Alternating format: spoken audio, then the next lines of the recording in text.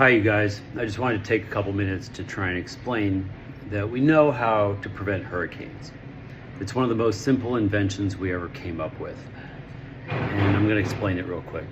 So, hurricanes are fueled by heat irradiating off the surface of the ocean. So the sun shines on the ocean, heats up the ocean, and then that heat evaporates water, which comes up, and with a lot of it evaporating really quickly because of the heat, it creates these gale storm winds. And those winds can get going really fast. And we call that Category 5 hurricanes when they're really bad, Category 4 when they're not quite as bad, Category 3 when they're almost survivable. And so when you hear those numbers, that's referring to the intensity of the hurricane. So everywhere you have this problem with hot water on the top of the ocean, you actually have cold water below. And so if you could just stir up the ocean real good, your hurricanes wouldn't be so bad. Well, that sounds crazy because the ocean is vast and it would take a lot of energy to do that. But everywhere you have this problem, you have a free source of energy, which is waves. Normally, wave energy isn't very useful because it's mechanical energy, and we need electricity, and it's far from where people are. And so by the time you solve those problems and build whatever you're building to withstand these kinds of storms that happen every 100 years, then you spend all your money and you're not getting a lot of energy. So wave energy is usually neglected, but in this case, it's exactly what we need. So the invention is the simplest possible idea ever. It's a giant tube. You stick it in the ocean vertically.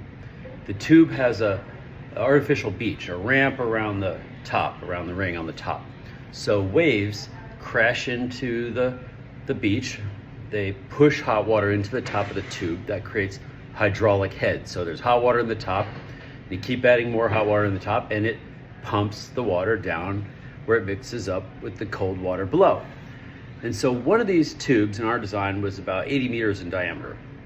And that's big, so it's a big tube, but it'll bring the surface temperature down for about a square kilometer by 1 or 2 degrees. So that's enough to get your Cat 5 hurricanes down to Cat 4 or Cat 3.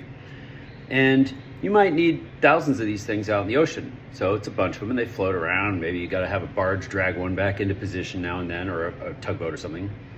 But what's the problem?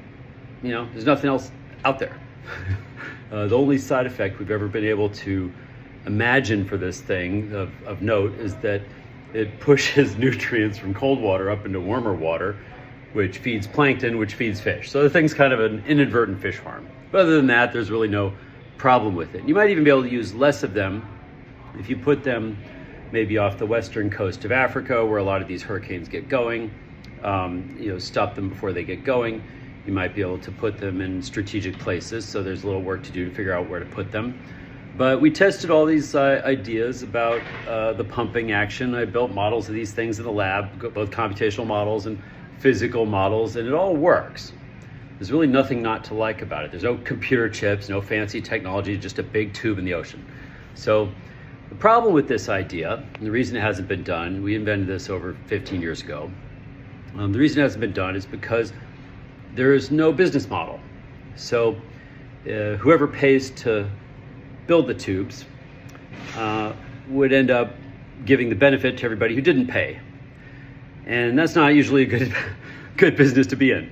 If insurance companies do it, then there's what's called a free rider problem. So an insurance company could pay to build these tubes, but then all the other insurance companies would get the benefit for free and they'd be more profitable.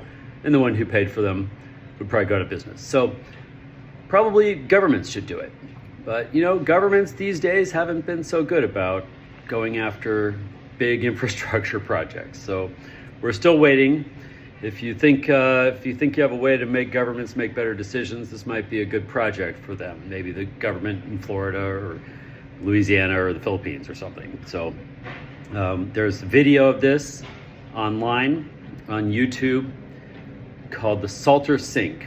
It was named after one of the other inventors who worked on the project. His name is Stephen Salter.